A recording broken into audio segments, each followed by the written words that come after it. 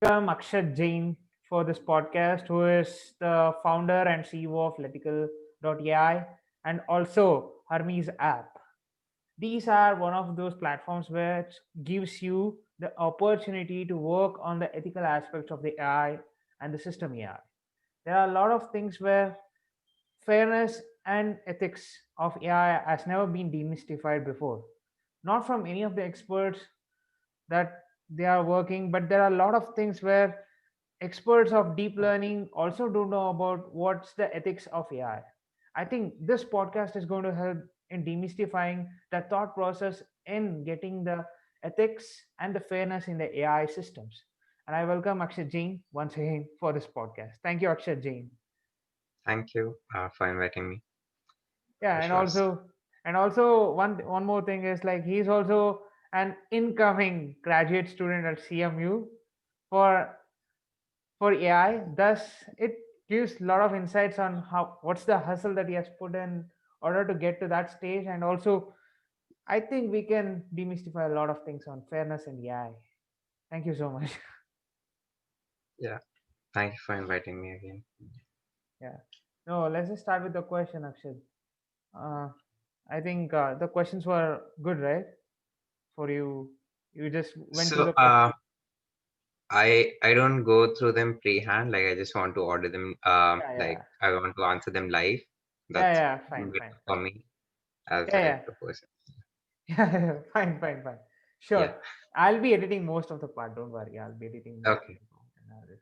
No, Akshay, there has been a lot of speculations here and there. Information is just bits of ones and zero. There are just streams of one and zero. There are no ways that you can just change it, but the same ones and zeros can be hackable.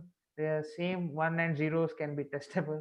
There are a lot of aspects in which data has been tested and also used. I just want to ask you this one question. What is information according to you? I mean, information is. I would say there are a lot of different definitions of information, but uh, I would say in a data science kind of sense, like information would potentially be actionable insights. So something that you get out of the data, right? Like there's a lot of data, but you don't necessarily have insights into things. So if you have a lot of data and you're able to get something out of it, that is what I would call information in a data science point of view. Yeah, or AI point of view. Like data science, AI, right now it's the same thing. It's just statistics and mathematics. Yeah. According to your fairness, how can you give it an thought on what has to be an information is all about? Fairness point of view. Uh, I mean, fairness doesn't come in into information, I would say per se, because information is insights, right? And in a data science point of view, and fairness would come into AI. So right now we have data science and machine learning, right, which learn from previous information or data. But the thing is that to achieve true artificial intelligence, we would need to have something which learns on its own. I think like a better mechanism for artificial intelligence from for me is reinforcement learning, that I feel like learns more on its own, and instead of just taking the past data and crunching it, it actually learns on its own, right? So something you would expect an artificial intelligence mechanism to do. And yeah, so there's not necessarily another information spectrum, but what is happening right now is because of the trends of the past that are being seen by machine learning and data science algorithms, they are also integrating bias into them. So what happens when you integrate bias into the algorithms is they start a cycle of systematic discrimination against people of certain communities, right?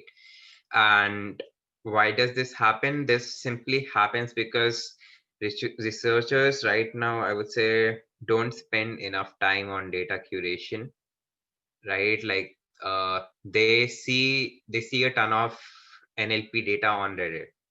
They go and grab that data and then train their model on it, right? So there's some good research by Tim recently on this. So where she says that, yeah, there should be more time we are spending on data curation rather than just gathering some random data and putting it in a model. Because what happens is that Reddit is often racist and is often sexist as well. So you don't want the model to learn that, especially in a setting like machine learning where you can actually select what data your model learns on, right? Like in reinforcement learning, you can't even do that. So reinforcement learning would more probably be about like the machine learning from its own experiences, right? So you can probably control to some extent what the experiences are and how they are shaped, but you sometimes just can't control the actual experiences. But in machine learning, you can actually control whatever data is going in. So I would say at best, our researchers are just being negligent about data set curation. That's the thing right now. Yeah. There has been a lot of ways in which data also might not be secure. There can be here and Yeah. there are a lot of bits and bytes of data in a lot of different formats which can really give that adversarial attack. There are a lot of things where journalism and also literature has given out the rise for data science also in their field. There are bots which are generating poems, there are sonnets which are being generated, lot of things. What's the influence of literature and journalism in data science today? Tweepy has been there, Yeah. lot of Okay. things. So yeah, I understand what you're getting to. So there are two, I would say, like two major aspects that you talked about here. So the first one is security in data, right? Like so there are two types of attacks as well in ML models right now. So one is like something like an adversarial attack, which basically means that, let's say if you have a facial recognition algorithm, which you probably shouldn't, but if you have it and you wear some particular signs in your faces, like there's a very there's just a certain type of thing which will come out as negative in the facial recognition thing, even though it is positive. And people make masks or something out of them and wear them, and wherever they go, it is coming as negative, even though it is actually positive, just because of slight change. So that's called a kind of an adversarial attack, right? And the second part is potentially more dangerous. So it's basically that our data that is being used to train ML models is not exactly secure. So people performing high intensity attacks can actually retrieve data from the model which was used to train it in some fashion, right? Not exactly like you will get the whole data, but you can retrieve it in some fashion. So right now what researchers are doing for this is, so I'm not thoroughly in this area, so I don't have the whole information, but what I do know I can tell you, right?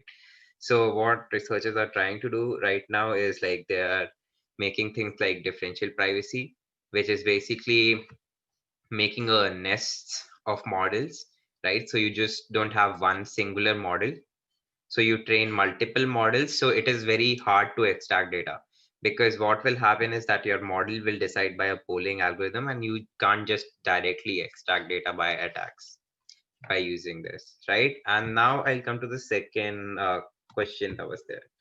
So the literature and, yeah, journalist part, right? So I mean, like, okay, so there's one aspect where uh, GPT-3, I would say the latest NLG algorithm by OpenAI, is being used to create blogs on hacker news, and it received number one rating. That really doesn't matter. I mean, like, it's just a thing of hype and stuff. But yeah, that's okay. It really doesn't matter right now.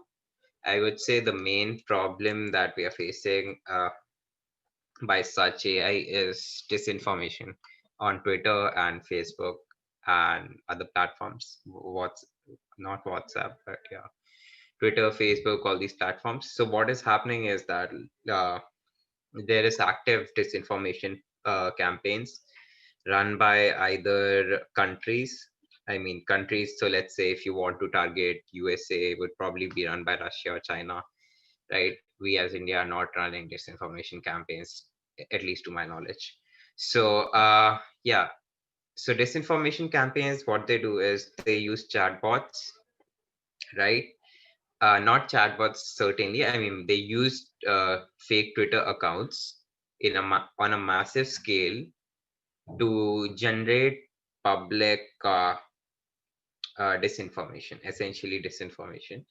So what happens due to this is a polarization of a country, right?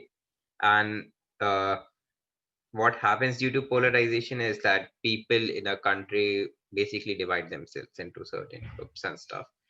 So that also happens, and then uh, that one thing is polarization, but the other thing is that uh, there is also interests in which a particular country might be interested in, right, for another country. So if you have disinformation in that field and you want to sway the public opinion somewhat, right? So if I would say, let's say nuclear, if I was one country who wanted to like kill another country's nuclear plan using disinformation, right? So how would I do it? So basically I would make very like many thousands of bots on Twitter, right? And get follows on them, get followed by them. So it's a stepwise procedure, right? What they do. So it's like they don't just completely like make bots and just start posting disinformation on them, right? So what they do is they post relevant stuff first, like not relevant. I mean relevant to some people, relevant to the audience that they are targeting, right? So if the country is, let's say, there's some country which is very interested in football, right? So they start posting stuff about the country's football things and stuff like that, right? And then they gain followers, they follow back and all this, and they create a whole network of these accounts, right? Which are all disinformation accounts in the end. And then and then like as time goes on, they start incorporating disinformation posts with the uh, not actual intended, but the intended posts which were going from the beginning. So they start posting these posts as well, and then they get a following, and then because followers have this trust in them, right? Like as a Twitter account, so they start kind of trusting what they believe. So at first it's like, okay, it this might be right, and then because a stream of accounts is twittering it becomes it is, right? And if you target a specific base, it definitely becomes it is for that specific base, right? So this is how disinformation goes. So now how does, so right now I talked about generated accounts, right? So if you so potentially in the future, I would say you could see GPT-3 being used for such attacks. And yeah, I mean, if people can create blogs and no one can know what, like it was GPT-3, then probably they could create disinformation accounts and no one would know it was AI as well. So they could potentially create their own trained versions of GPT-3, right, to do these things and stuff. And the other thing, obviously, of concern is deepfakes. So, I mean, it's not being implemented right now. The only political implementation I read about was a political implementation by BJP in I think it was UP or something, but it was just for the translation of language and nothing malaligned, right? So it's not being used right now, but it has a potential for harm. That's for certain. But let's see when it goes mainstream, and then we will have to probably form policies and other stuff around it. Yeah. You know, So hopefully that answers this question. yeah, it completely answers that question. There are a lot of ways in which people start working on lot of algorithms. There was Jikasra A star algorithm, which was just available for finding the shortest path and all these things. But AI today is something more humongous. It's not about. I'm not asking this question based on your admission in the CMU for the AI for the as an incoming graduate student. It's not about that. I'm just asking you this one question for the people to understand that they don't know anything. I just want you to comment on, are all people in AI good enough for solving this problem statement, getting AGI? Jitendra Malik used to say it requires 5 years for you to get 99.9% accuracy. He's like one of the top notch researcher, and he literally says that. No, I just want your comment on, are all people in AI good today? So that question, I would say, pertains to two definitions, right? People in AI and the word good, right? So if you mean good from a sense of accuracy and from a sense of like scientific literature, I would say, and people in AI would have certain measures to it. One could be that all the people who say I'm interested in artificial intelligence, like I've seen a lot of Indian students who say that, like in my daily life as well. And so I tell them to start off with a few good courses, and they get really good at it after 1 year. And yeah, and even AI to some extent, I would say, like if you're talking about machine learning, yeah, they get good at machine learning, right? But what is true AI right now? I don't think anyone knows what is true AI because it's not been achieved yet, right? So it's going to be achieved, I would say, like 50 years or like 60 years from now, not right now. That's my estimate on it. But it could probably be faster, or we could have another winter or something like that. We just don't know yet. But the thing is that right now people are studying machine learning when they talk about AI, and you're so you said AGI, right? So not many people are actually doing work towards AGI. If you AGI is not related to accuracy, first of all. So even all the people doing Kaggle and stuff, uh, if they achieve so obviously achieving 99.9% accuracy is ridiculous because it's just mostly impossible for most data sets regardless of how much time we spend, right? So and the other thing is that accuracy doesn't matter with AGI is something else entirely for me. I mean, like some people obviously they have different definitions of AGI is not actually defined as one singular term yet, but AGI also has different definitions for different people. For me, it's something that can think on its own, right, and do stuff on its own. So that's what AGI means for me. I mean, like in a scientific way, I would have to probably make it more concrete of a definition than that. But yeah, that's a general definition for me for AGI.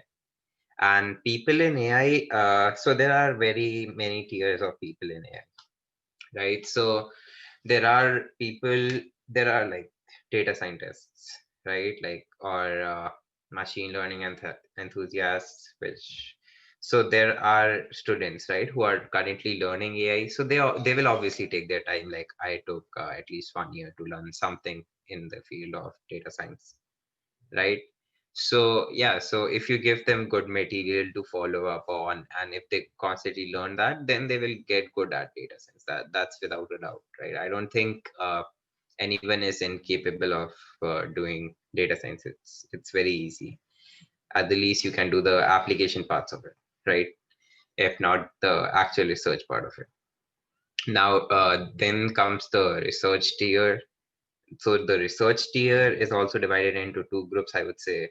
Like one people are just focusing on ML, the applications of ML and all that, right? So most of the researchers in AI right now follow this category. So they are just more worried about getting accuracies on general data sets and stuff like that. Like they're making the field more like a competition other than a research thing. And the other group is very less people or very few people who are focusing on achieving true artificial general AI. So we are getting there inch by inch. But yeah, so people are developing new systems for that. But I would say it's gonna take some time. But yeah, to your initial question, I wouldn't say that like anyone is incapable of doing anything. So yeah, I'm not there to judge that for other people. Yeah, that actually gives a brief insights on what and how to start learning. What's that step involved in learning data science, machine learning of your interest? And also, like, it gave out a brief insight on what should be that hard work in order to achieve uh, that research 40 in your profile. It always becomes the most hectic part when you start learning. There is a lot of ways that you get demotivated about what it might happen. But yeah, it took 1 year for you. At least it will take 6 months at least, because of technology is something new. We are having access to the GPUs, CPUs, everything is accessible today. I think probably a lot of AI hustlers might come up by seeing by listening to this answer. Probably yes, that's for sure. You have been working in Letical AI and Hermes app. It's actually a good application. Looking at the deployment side of it, everything is fine. But I just want to ask you this one question about ethical algorithm. What's your view on it? I mean, an ethical algorithm. So we have this dilemma with ethics and algorithms, right? Like sometimes you have to trade accuracy in order to be not biased, right? And I think many researchers face problems with that, and many even organizations face problems with that. Like no one wants to forgo accuracy for something else, right? But it's a trade-off that has to be made, and right now there are no regulations on it. So we would probably get, and even ethical algorithms, you have many different meanings of it, right? One could be that you see it from a fairness perspective, whether it is fair to people from different races, from different backgrounds, from different genders, different everything, right? Everything else, political ideologies. I don't want my algorithm to be only aligned towards left or towards the right, right? So, and then there is also the other issue with ethical algorithms. So, is it like something which controls human behavior? So, is that ethical at all? So, we are still answering that question.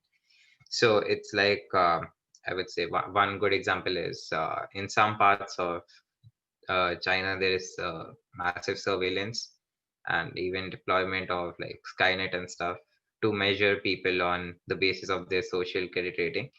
And not only is it a credit system, it's also a social credit system. So what that means is that your society also perceives you in a particular manner based on an algorithm, right? So that has some implications. And so is that ethical? I mean, the question isn't answered right now. So, and also in the US, we have facial recognition algorithms in most cities. I mean, right now it's being banned one by one, right? So the thing was that facial algorithms were racist and stuff, so that's why it's being banned. But I don't think banning them outright, I mean, like, obviously for right now we have to ban them because they are not up to the mark. But what I think in the future people should actually do is uh they should make regulations about this stuff. Like they should make sure it's the regulations include like fair AI at the least. And we need to, I think, do some testing on some small scale and have actual scientific research work done on this, and think about which systems are probably ethical and which systems are not ethical, rather than just outright saying everything is ethical or everything is unethical. Because from right now, what I see is like one perspective is just it's just unethical to do facial recognition at all, and the other perspective is it's ethical to do facial recognition wherever you do it, even if it's unfair, right? So it's not there is no middle line. So I would say like we need to find the proper settings to use facial recognition in and other stuff. So I would say that currently, like my the current research that we are doing, we are trying to create we're trying to like study control systems with AI. So like China provides a very good example for this. That's why we are referring to China. Like we study a lot of their control systems, the social credit systems that they have placed in different cities. So we try to study them and see how future control systems enabled by AI could look like, and are they really ethical or not ethical, right? Because some of them are obviously not ethical, but some of them seem on the line of ethical, and they provide very good I would say they provide, obviously, there are some ethical breaches, but it depends on how your morals and ethics are, right? So I would say there's no monolith for having ethics, right? Because it's just, so if you refer to model psychology, then your ethics are your own ethics, right? I have my own ethics, you have your own ethics, right? It's not like everyone ethics can be matched to a particular thing. Everyone has different ethics, right? So it would take a lot of studies which are not presently being done to actually ask the people what ethics are according to them, right? Because people right now, they're willing to sell their data to Google or Facebook uh, to get to use a social network for free, right?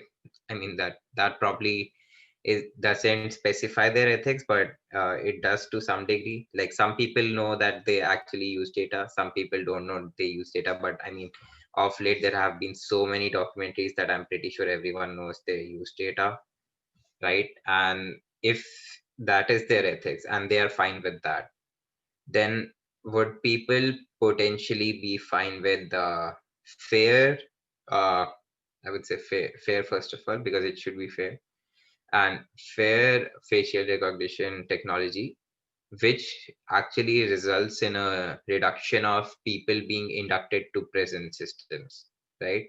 And crime rates going down. So both happening at the same time. I would say that that's like a dreamland, but obviously nothing is ideological. So it it might turn out to be a disaster. But the thing is that we don't know till we don't conduct studies. That's the problem. So there are no studies right now.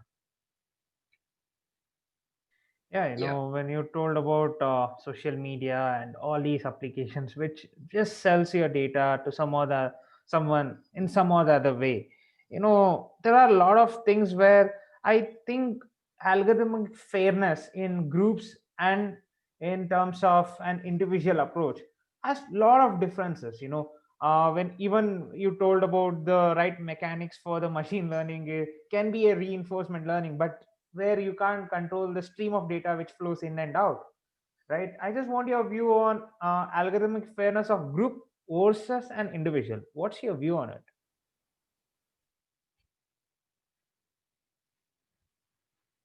Hmm. So I mean, I didn't understand your question. Let's In say terms of algorithmic. group and individual, algorithmic fairness in groups and individual. So I would say for the first part, groups, we want to prevent generalization for certain things. Like people might be historically biased against communities, which might turn out into algorithms as well, right? In terms of individuals, algorithms have to be biased to actually work. Otherwise, it would just be a 50% split, right? Like for everything.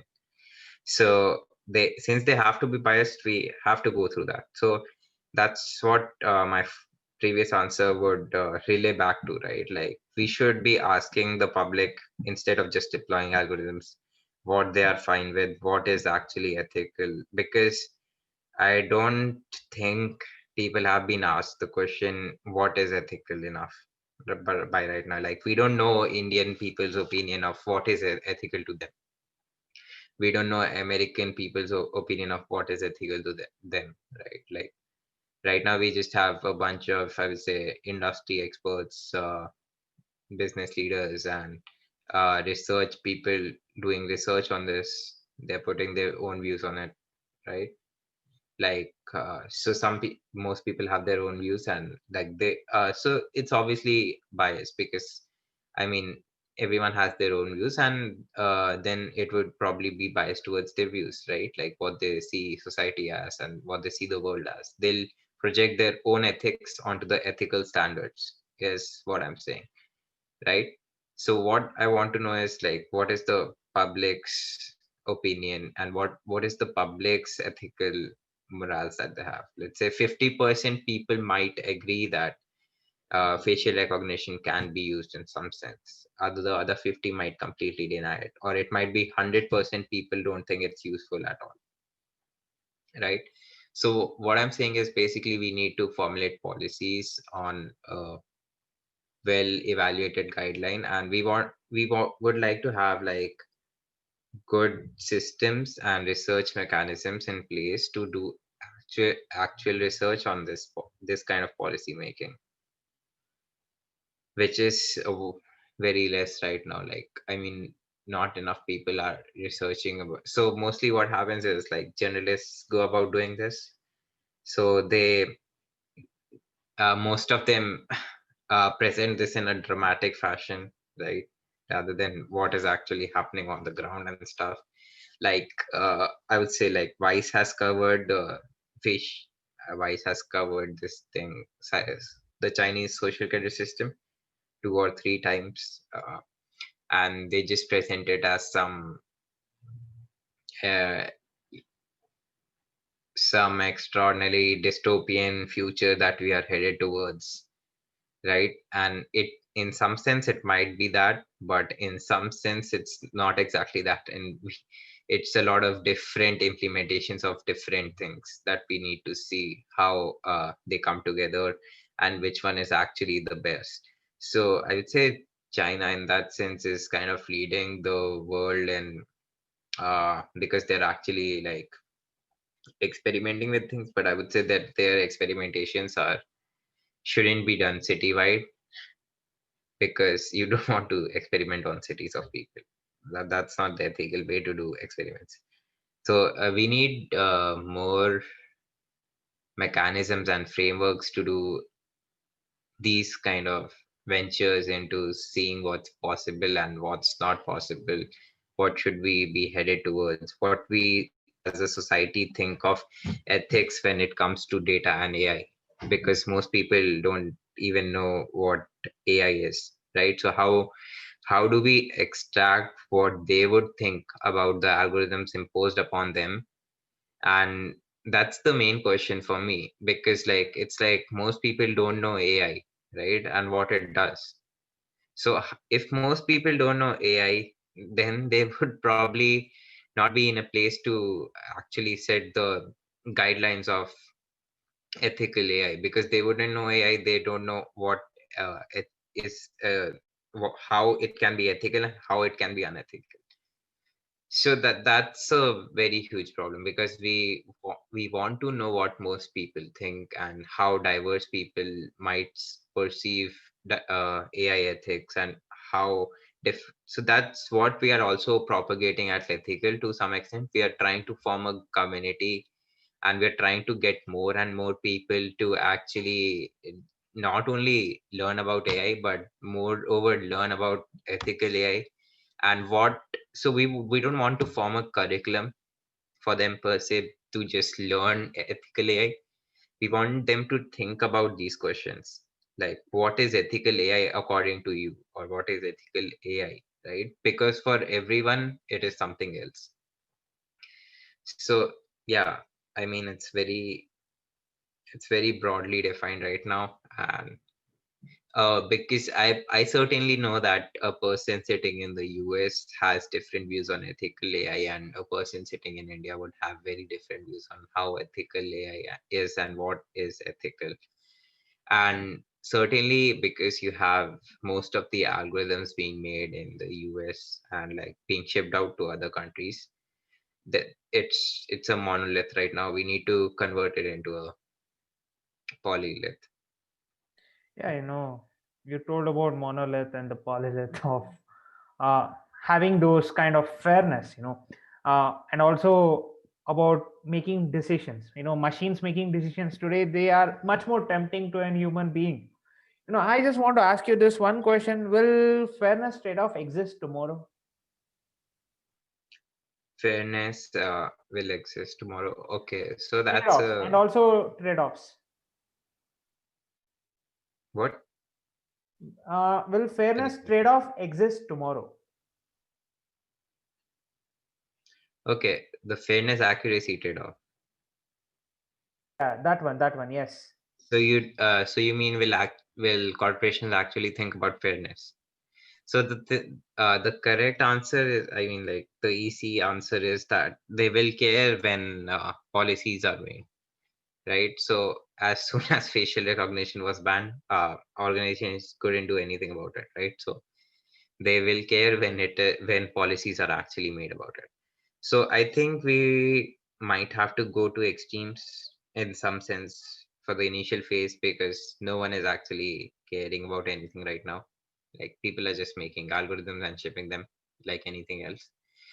For some algorithms, it is very good that they are being shipped, because AI is helping a lot of countries save energy and it is being used in a whole lot of good stuff, right?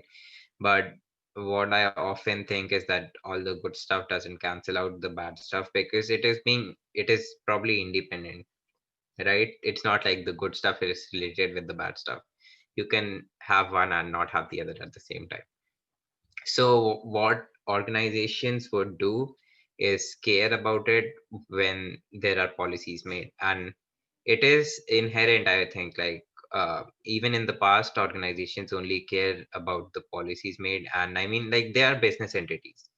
They don't have to care about this till uh, the actual policies are made on this stuff, right?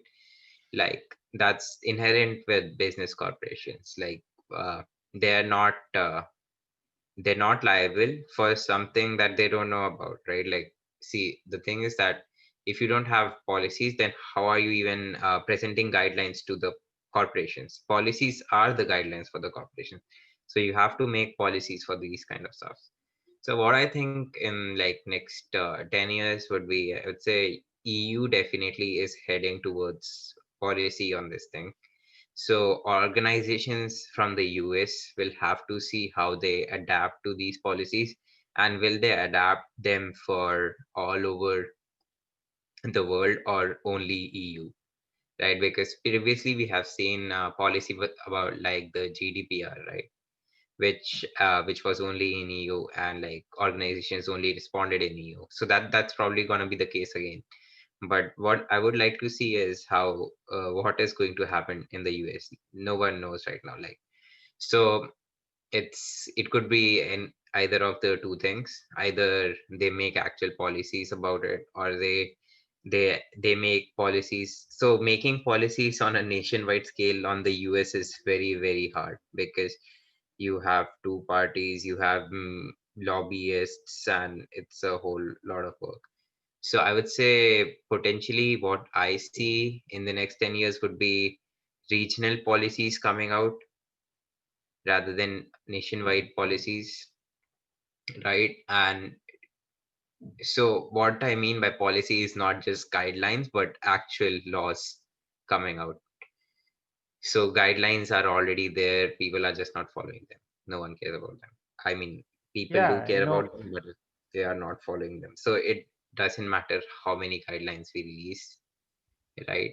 So till it doesn't result into actuation.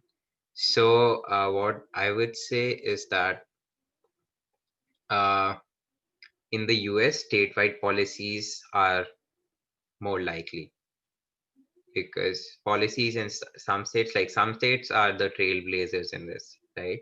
Like the city of San Francisco, that was the first one I think which banned facial recognition technology. I might be wrong on that, but yeah. So I think California will be one of the first ones to have policy on this, and there are, I think, many issues on the there will be issues on the ballot which pertain to policy on AI and how we should progress. Because the thing is that more and more people will be and are already losing jobs because of AI, right? And the even I have, like, I think I would say 5 or 6 ideas which can result into people losing jobs because of AI, right? And it's just that they have not been implemented yet. They will be implemented one day by someone or someone else, right? So the thing is, it's just a matter of time till most of, like, some, at least I would say, we are heading to mass unemployment due to AI. But the thing is, how do we transition those people, and what happens? Because there have been previous industrialization efforts, right? There was Industry 1.0, which was changed from, like, going. So basically, a lot of people had to transition, and transitions did happen in the previous things. So the thing this time is, how do transitions happen, right? And how do we evaluate human labor if AI labor is very similar to it, right? So that's the main thing that we are looking. That is one of the problems that we are gonna face in the next century. And I would say we need more comprehensive economical models. The current economical models that we have, I'll say capitalism, socialism, all this, right? Most of them were theoretical works from, I would say, 1800s and 1900s, right? So back then, yeah, there were people who were envisioning AI, but they were like far and few between. So, and obviously these frameworks are not made for an AI powered generation. So what we need to come up with is economical frameworks. We need to come up with societal frameworks. So I don't think it's only an AI research problem right now. It's a whole new generation of research problems coming up, all in the fields of model psychology, economics, and social science, and AI, right? Because the AI progress will happen either ways. I think, like, there are many technologists out there who would love to make AI and a reality. So it's going to happen. But we need to see the other aspects, which are probably these. Yeah, hopefully that answered your question. Yeah, that answered my question. That answered my question. But there are a lot of ways in which rule-based AI is also failing today. That's what you answered all about. But there are ways in which rule-based AI is changing. There are ways in which social media is exploiting the security of a person morally, or in terms of, it's actually legal to sell the data. It's not illegal to sell the data. It's legal to sell the data. But I have this feeling that, will AI elevate loneliness? Oh, okay. So that's a good one. So um, so the first sense would be like going back to the 2000s, right? So I was talking to a few months ago to Dr. Crott, right? He's a researcher in the field of, I think, psychology, and he works at the School of Computer Science at CMU, right? So he's working on, he's a emeritus professor there. So he worked on basically this problem, I think, a lot with the internet, not AI, right? Because back then it was the internet that was causing all this, right? So he definitely thinks it's a big problem, and I would say to some extent we have become more and more lonely, right? But I also think that it's defined by how a person perceives loneliness and what it actually means. So, what it means to different people is up to speculation for different people. I cannot say what it means for them, right? So, loneliness, I would say, like for people, some people would be not having physical interactions with anyone, right?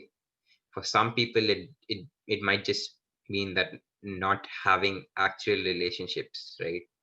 And I think Dr. Klotz's research actually shows that there's a very high likelihood that the basic research was done in 2000s, right?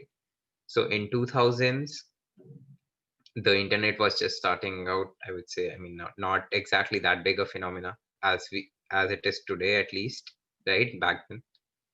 But the thing was that he was researching families who used the internet against the families who didn't use the internet in Pittsburgh, right? So he did find that there was decreasing contact in like in-person interactions, right? Because people were spending more and more time on the internet. Now, now coming to the question, will AI increase loneliness? Right. What I think is that, I mean, like AI to some extent can increase loneliness because there are being, so it depends on what you are consuming as a consumer, right? Which leads to this. So one thing is that there are apps being made which are like your personal AI companion, your personal AI friend or something. It might give people the false feeling that they're actually with someone or they're actually friends with someone, right? Which is completely an AI. Yeah. So that in some sense, I would say would increase and decrease loneliness at the same time. So it's very contradictory, but like then that just depends on how you define loneliness, right? Because if the person is not feeling bad for being lonely, then is he lonely? I so I don't know. I mean, like, is having an AI as a friend being lonely? I don't know. So when will AGI be generated? Then that we can actually have friends who are actually AI. I don't know, right? So it depends on how you perceive loneliness as a person and how you perceive AI and what is the actual future of AI, which I don't think anyone knows right now. But yeah, I would say like person to person interaction, it would probably decrease. But I would also say that with the advent of artificial, augmented reality, I would say we would have to reconsider what person to person interactions actually mean in some point at the future. Not right now, obviously. It's not even good enough to do a lot of things. Like I don't even like VR games. I mean, I like gaming very much, but I don't like VR games at all right now. So we would have to redefine how we and what we mean by interactions. Do we consider human AI interactions, and how do we consider human AI interactions? Right. So there is a whole field of researchers working on this. Stanford has their HCI institute for it. CMU's HCI department is also conducting good research on this. And yeah, I would say any good university would have a HCII or HCI team working on this, at least a group working on this, anyways. Oh, machine learning fairness, machine decision making, and all these recommender system, and all these new ways in which social media has been flooded out. If you are losing a friend, like you might have texted that friend quite a while before. There was an duo link which was sent to me saying that Manasa is on Duo. Okay, I remembered her and I started calling her. Okay, somehow we gained the connection back. That's how the connections work. You know, I just have this, because you talked a lot about psychology and all these other aspects in which ethical AI and everything is coming up. Is text just the words which are written in by your keypad or any other device is good enough to make a connection. So yeah, that again pertains to a psychologist, I would say. Like, and I would say, I mean, like, I consider a lot of psychology to be what uh people do, right, and why they do it. Right? That's what I think psychology is about. So this also pertains to two people, right? The people who are making the relationship, right? So I would say the persons involved and how they see the relationship would actually uh uh would actually be valid in this case, right? Like if one person thinks that texts are enough to make a friend, right? And the other person disagrees with this but is still chatting with them, right? So this might mislead one person, while there might be two people who completely agree that two people can be friends on basis of text. So that would be completely fine with both of them, right? So it depends on the two people involved. I'd say it's not our problem to solve. But yeah, coming back to your loneliness question, I had a couple of things to add.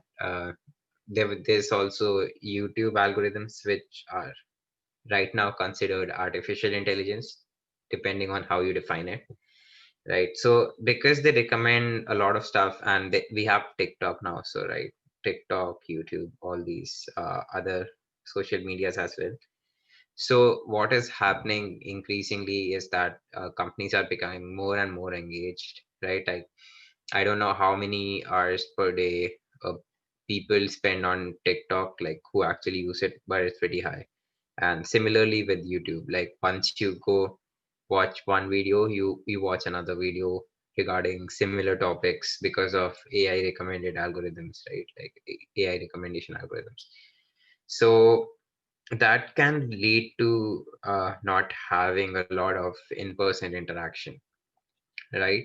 But that's I think most of the problems started not with the AI in this aspect. They started with the internet, as research by Dr. Crott would suggest, right? And because they started with the internet, like we are getting to know the full effects by exactly right now, because people have now grown up completely with internet in their life, right? Because previously people did not have internet from the starting of their lives. People who had internet from the starting of their lives are going up right now.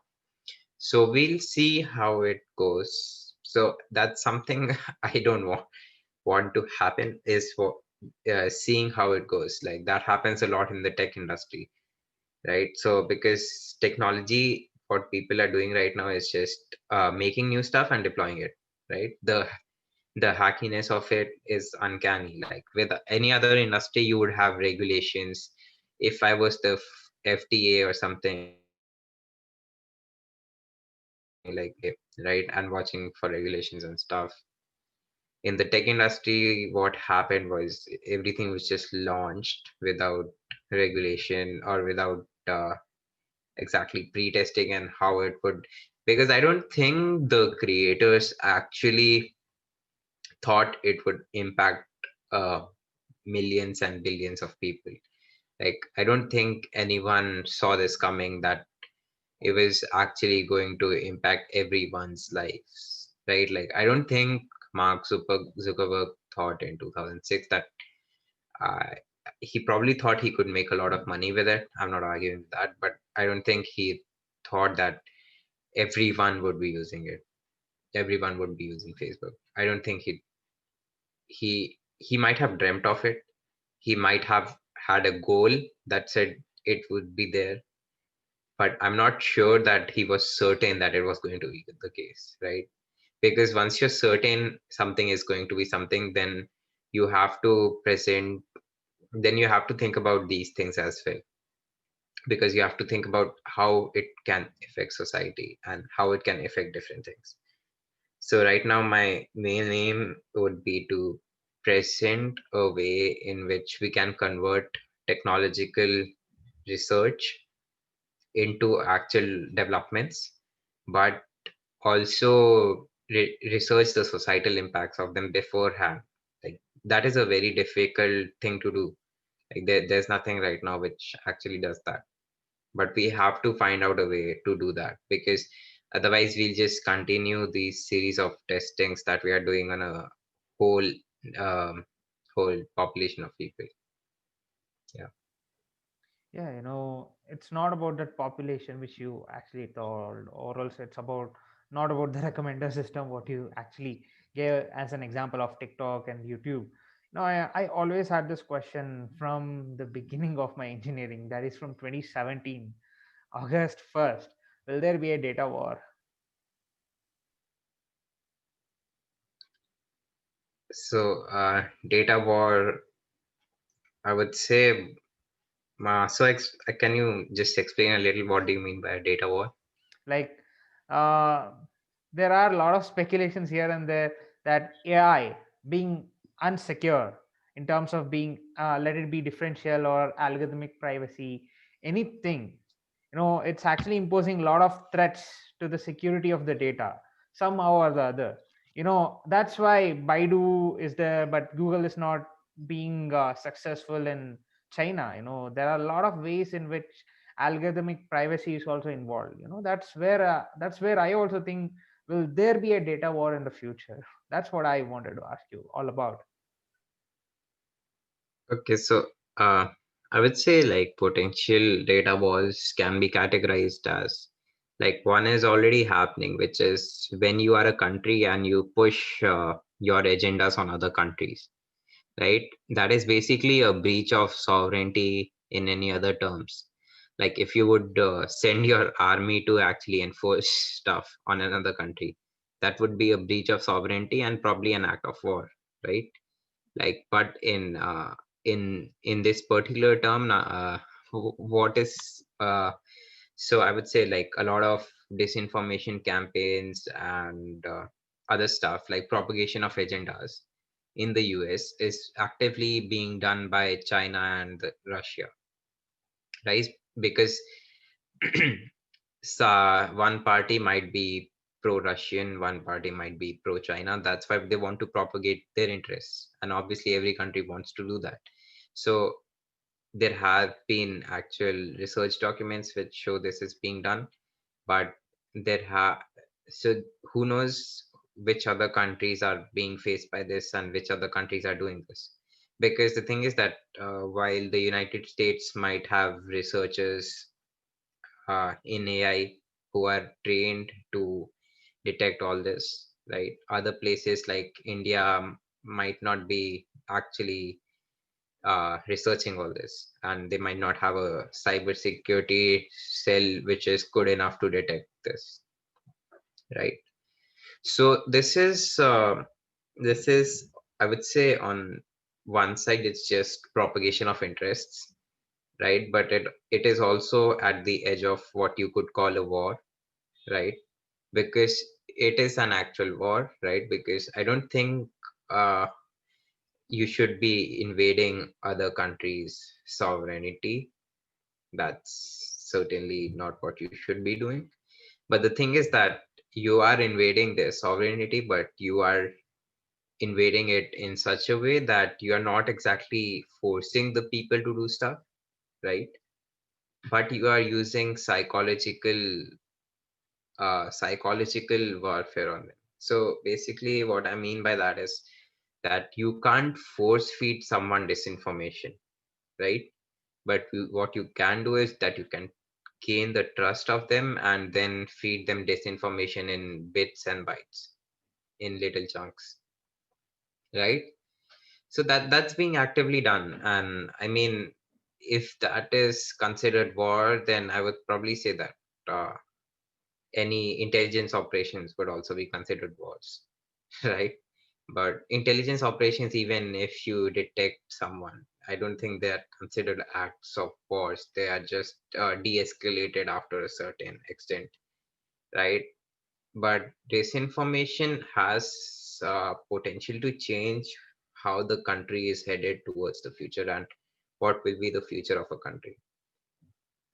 So right now, I think like the best mechanism would be to uh, have cells which are like, I would say it's a call out to all the social media companies to actually destroy bots and detect bots, which I say with the very, I mean, it's a easy statement to make, but it's not that easy to implement because it's getting tougher and tougher to detect bots, especially with the advent of technology such as GPT-3.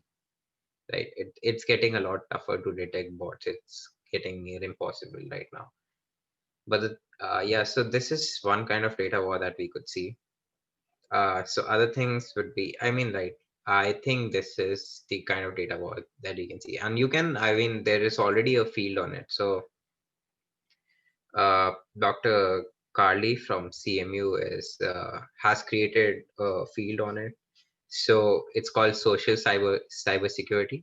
You might want to look it up because it's not exactly how we would perceive traditional cybersecurity because it involves societal aspects as well. It involves psychology.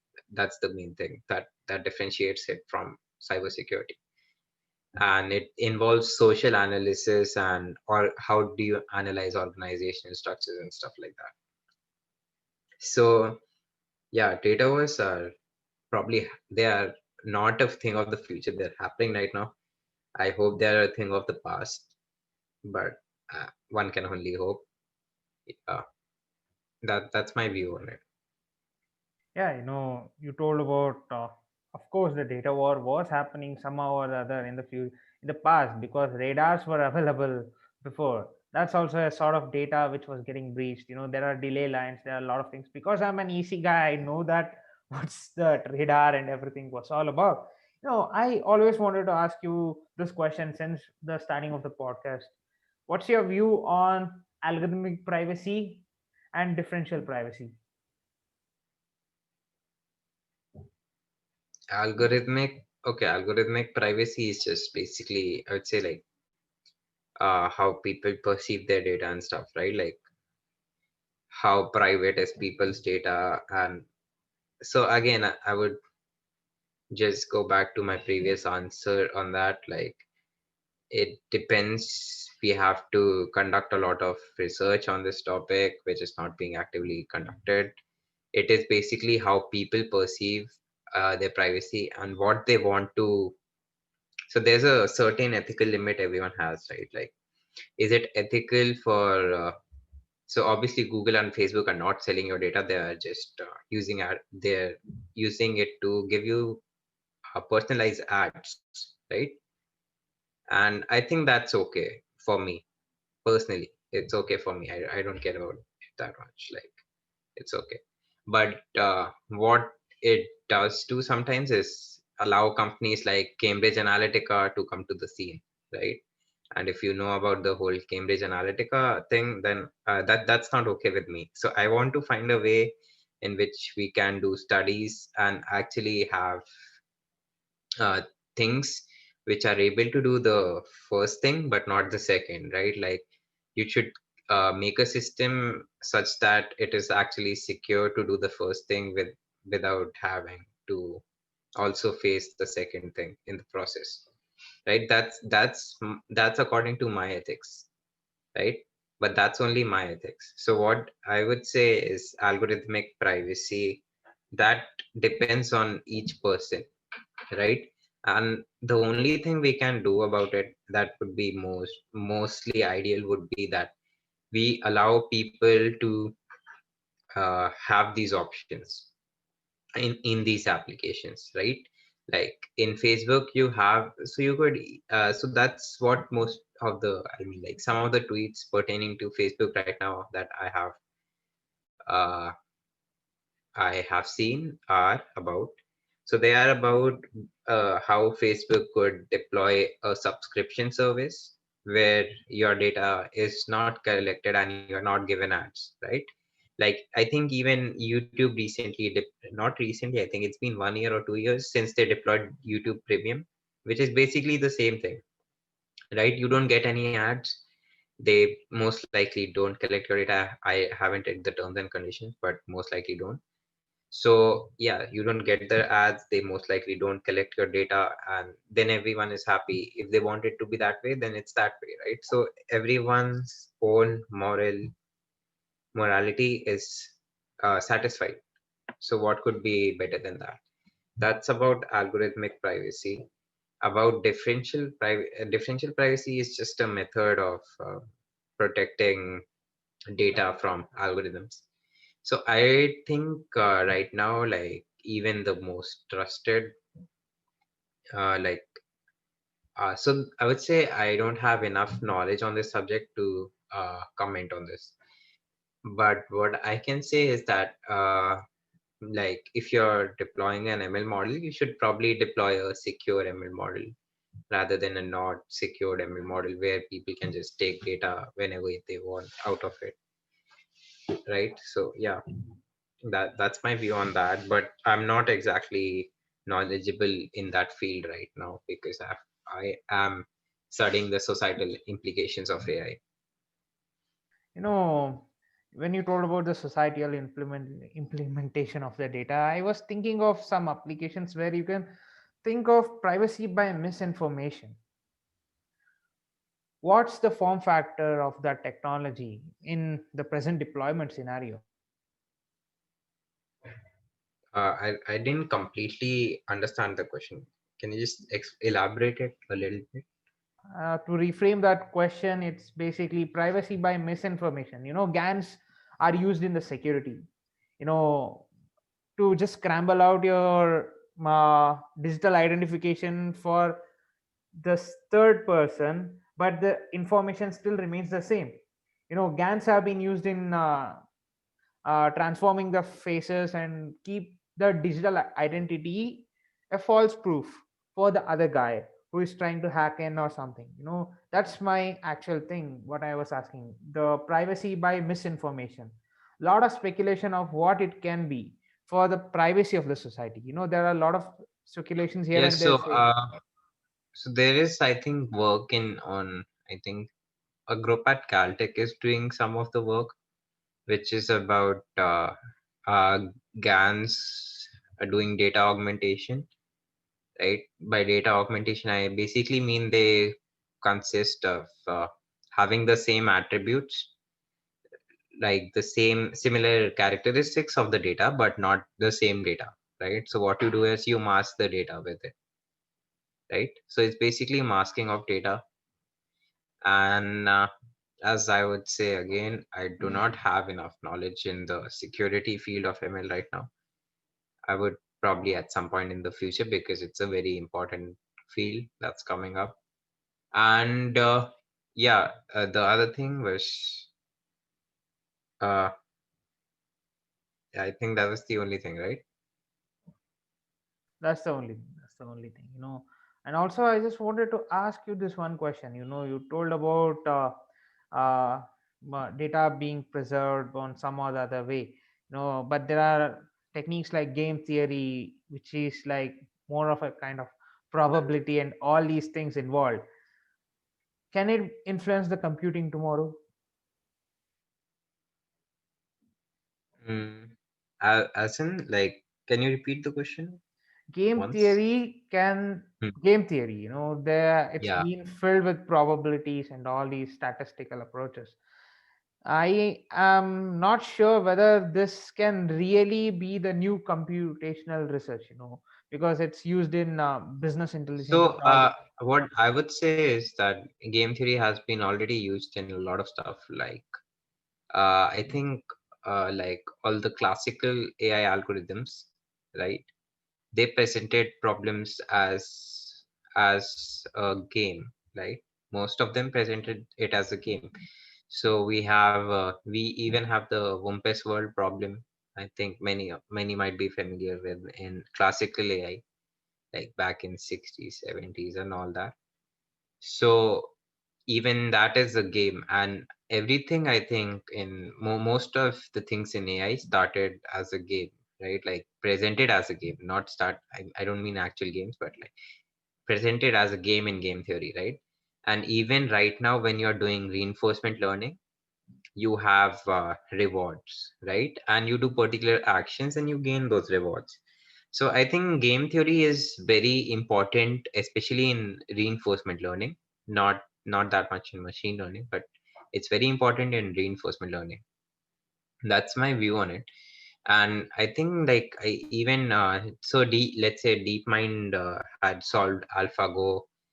I mean, not AlphaGo, Go. They had solved Go and created AlphaGo, right? So they presented Go as a game theory problem, and it is a game, so it's presented as a game theory problem, which is not very uh, very innovative. But yeah, so they did that, and they also used they used to play if you go through the documentary that they have made, which is a very good 1 hour documentary that they have made about the game of Go. So I think it is very highly considered in a country in Asia. So and everyone is very upset that an AI is actually beating the world champion of Go in that documentary. It's a very insightful documentary uh, on AI and people, right? Like how people think about AI, and I would say, yeah, because people are both terrified at the same time at what the AI can do, right? They're unhappy that the AI did this, but on the other hand, they also see that, and if an AI has done it, it's a huge feat that we have accomplished as humanity, right? So there are two aspects of AI in that. But yeah, coming back to game theory, I would say Go, yeah, so they presented Go as a game theory problem. So I would say reinforcement learning certainly focuses on presenting problems as game theory problems right now, because they have actions, they have rewards, they have situations, right? So it's a game theory problem definitely. So yeah, things are being presented as game theory problems. And I think throughout the history of computer science, like game theory has been essential to many things.